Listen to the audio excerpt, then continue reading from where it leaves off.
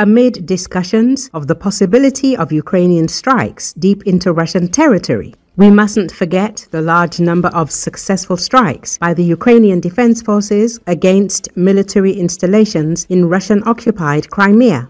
This in itself indicates serious steps toward destroying Russia's air and missile defense capabilities, and not just on the peninsula. Igor Romanenko, retired Lieutenant General, former Deputy Chief of the General Staff of the Armed Forces of Ukraine, said this. According to him, the fact is that the enemy has defense priorities, Moscow, St. Petersburg, and certain military installations where they concentrate the largest concentration of air defense assets. This can be compared to the defense of the Kerch Strait Bridge in Crimea, which is protected from the air, on land and underwater. At the same time, talk of covering the entire peninsula with air defense systems is an exaggeration. He added, at the same time, the creation of corridors in the Crimean air defense system by the Ukrainian Defense Forces has quite practical significance in the war. Indeed, if we talk about the general trend, Ukraine is almost effective in striking enemy targets in two directions, the expert said. The first is strikes on facilities in the Russian Federation and in the occupied territories of Ukraine that are involved in the production, storage and transportation of fuel and lubricants. This has a significant negative impact on the economy and the supply of fuel to the Russian armed forces. We are not barbarians, but a long-standing democracy which helps Russians understand why gasoline is disappearing in Russia, which has invaded Ukraine with a war. The second is that after the Russian fleet is driven out of the Black Sea, targets in Russian-occupied Crimea are struck. For example, 3 Russian Mi-8 helicopters, the expensive Russian Nebo-U radar, 2 An-26 transport aircraft, and the MR-10M1 MIS M1 radar. Why not the Crimean Bridge? Because we have other priorities right now. The main one is right at the front. The bridge will come later. It will have its time, he told.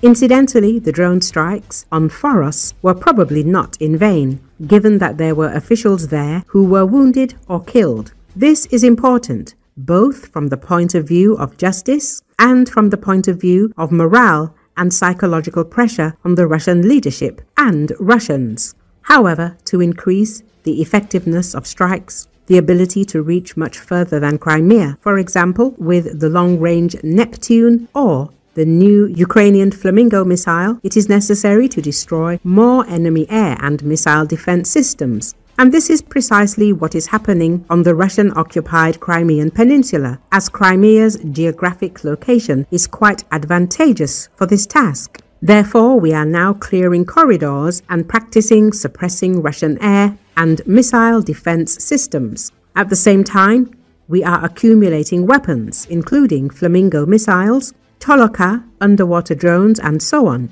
And we can expect the effectiveness of our strikes to increase soon, he said.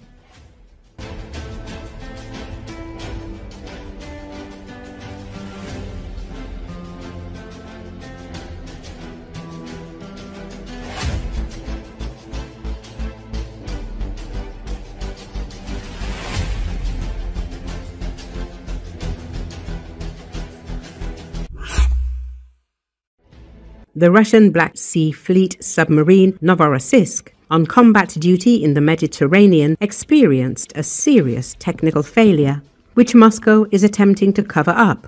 According to the Cheka OGPU, the submarine's fuel system is damaged, with fuel leaking directly into the hold. This not only renders the submarine unfit for full-scale missions, but also creates a critical safety hazard. There is a risk of explosion. Problems of this nature are nothing less than a real disaster for the Russian Navy. The situation for Russia is exacerbated by the lack of necessary parts and specialists on board for repairs. The crew is unable to repair the damage on their own. Under these circumstances, according to the source, the sailors' only option is to dump fuel overboard to prevent an explosion inside the compartment. The current breakdown is not only the incident involving the Russian fleet in recent months. A source has obtained information about another classified incident that occurred on August the 7th, 2025 in Temryuk Bay. The small missile ship Vyshny Volochyok from the 41st Brigade was on a mission as part of a group and collided with a civilian tanker. The vessel sustained serious damage, but information about this was not made public. Command later portrayed the accident as the result of a drone attack. Reports claimed the incident had no impact on the ship's combat capability. However, publicly available photographs indicate otherwise. The damage was noticeable and clearly impaired the vessel's capabilities. Ultimately, the accident on the Novorossiysk submarine and the hidden incident with the Vyshny Volochyok reveal the true scale of the Russian Navy's problems. Today's Russian Navy is a smaller, green water version of its Soviet predecessor, focused primarily on coastal defense rather than global power projection. The Russian Navy's primary strength lies in its modern submarine fleet and its emphasis on long-range hypersonic missiles like the Kalibr and Tsirkon. While these weapons provide a potent offensive punch, the Navy as a whole lacks the strategic reach and carrier-based air power to rival the US or other blue water navies.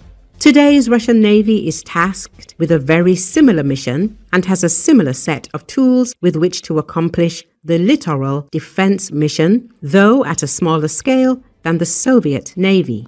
The 1990s collapse of Russia's shipbuilding industry, much of which occurred ironically in Ukraine, has hampered the Russian Navy's ability to build warships.